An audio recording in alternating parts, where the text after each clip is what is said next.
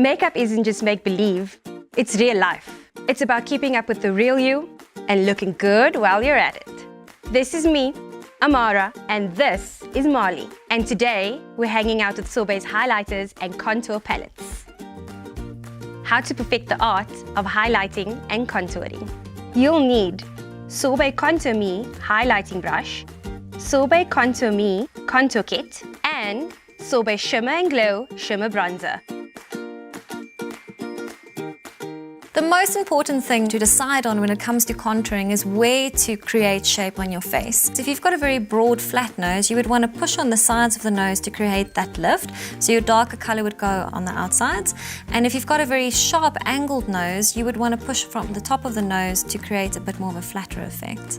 And then to explain it onto the cheekbones, is we want to place our color where it's going to create lift for us. If I place this color down here or too far down here, it pulls down the whole face. And then for the rest of the face, if you've got a very round face, you would want to place your color here on the sides of the forehead and the sides of the face down here to create a bit more of an elongated shape. If you've got a very elongated shaped face, you would want to push at the top and the bottom to shorten the face. When it comes to the jawline, to create a sharper jawline, you would want to push here at the bottom, and that's where our contour color would go. So for Amara's face, we want to apply our contour color over here, a little bit on the side over here. We're going to sharpen the jawline and a little bit on the side of the nose. And now using the other end of the Contour Me brush, we're going to come and blend all of these lines.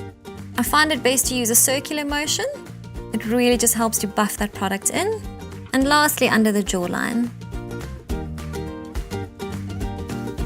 Time for a highlighter. Apply your chosen highlighter. This can either be a liquid, a matte powder, or a shimmer to the areas where you want to highlight your face.